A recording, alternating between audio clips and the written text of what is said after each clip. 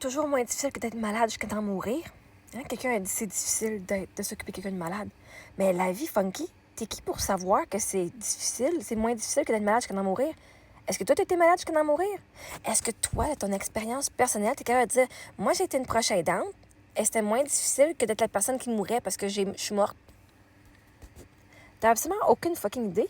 Littéralement, t'as aucune idée. Parce que t'as pas vécu être malade jusqu'à d'en mourir.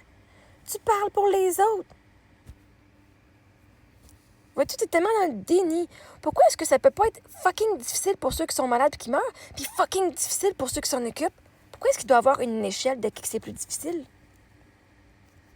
C'est encore une fois, quand ils sont morts, eux autres, ils ont plus besoin de dealer que rien.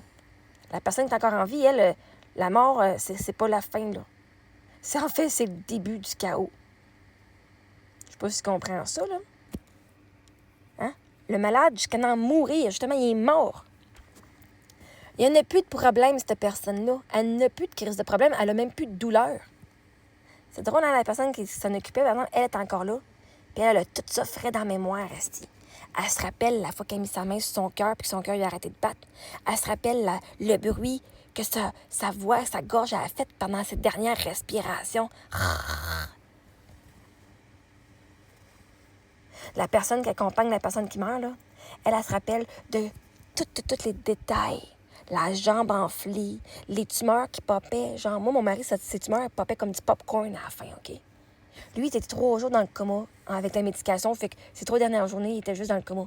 C'était pas si difficile que ça.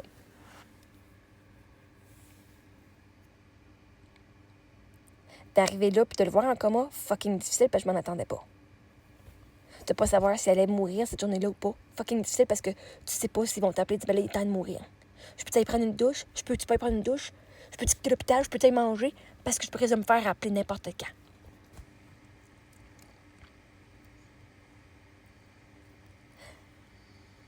Après ça, quand il est mort, de le voir blême, puis qu'il bouge plus, la gueule grande ouverte avec les yeux grands ouverts, yeah.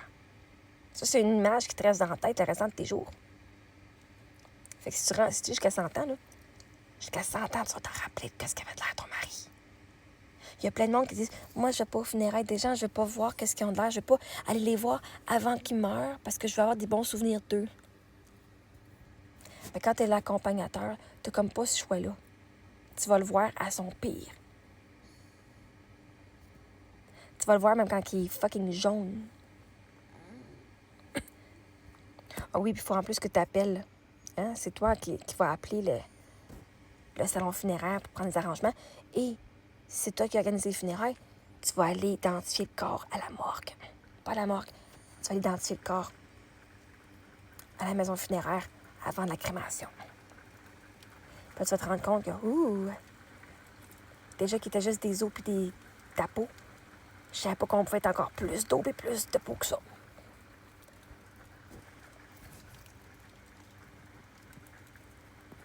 Puis toutes les fois que mes petites filles me regardent puis qu'elles pleurent, ou que ma petite fille dit « Je me rappelle pas de mon père ». Oh! Chaque fois, c'est un coup dans le cœur. Parce que moi, j'avais choisi le meilleur père pour mes filles. Puis chaque fois qu'elle me dit « Je m'en rappelle pas », puis elle veut pas regarder les vidéos, mon cœur est fend en 1000 morceaux. Parce que j'ai eu tellement de bons souvenirs avec lui. Puis le fait qu'elle sache pas, puis elle va jamais le connaître, comme moi je l'ai connu, ça brise le cœur à toutes les fois. Mon mari n'a pas besoin de vivre ça, lui. La tristesse de broyer pendant des heures à chaque jour. Parce que lui, tu vois-tu, on pleurait ensemble. Il y avait moi comme support. Moi, sa femme qui comptait, là, que j'étais son support émotionnel. Moi, j'étais là pour l'aider à pleurer quand il pleurait, puis il était triste, puis qu'il était dans l'anxiété, whatever.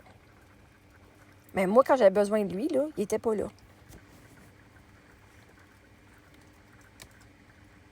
Quand je me suis fait blaster pour toutes les choix que j'ai faites, parce que j'ai dit, ben, il m'a dit telle affaire et j'ai honoré ses souhaits, puis qu'on est venu me blaster en disant, ton mari, il aurait jamais dit ça. Il est pas là pour me défendre.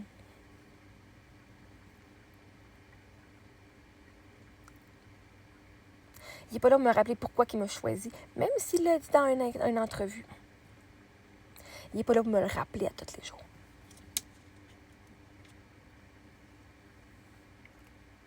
Fait que je ne dis pas que c'est pas difficile pour les gens qui sont malades.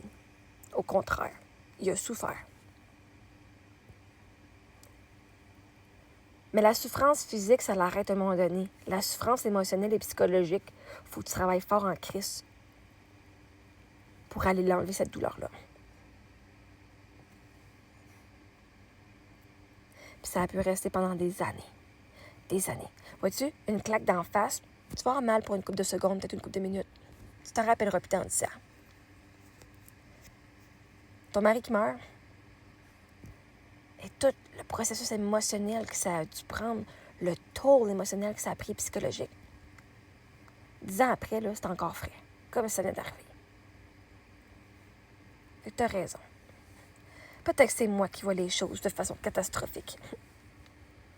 Mais non, c'est pas moins difficile que d'être malade jusqu'à en mourir. Il allait mourir anyway. Hein? Quand c'est ton jour de mort, tu vas mourir que tu saches pas. Tu vas peut-être mourir d'un accident. Au moins, lui, il a pu se préparer. Il a eu le privilège de pouvoir se préparer. Son homme m'a dit, ça, c'est ma journée que je finis. Fait que si lui, le 29 juin 2018, c'est la journée qu'il crevait. Non, 2017. C'était la journée que lui, il finissait. Mais son homme lui a donné la grâce de pouvoir être prêt à se préparer puis dire au revoir à sa famille puis à nous dire au revoir. Que nous, on pouvait lui dire au revoir.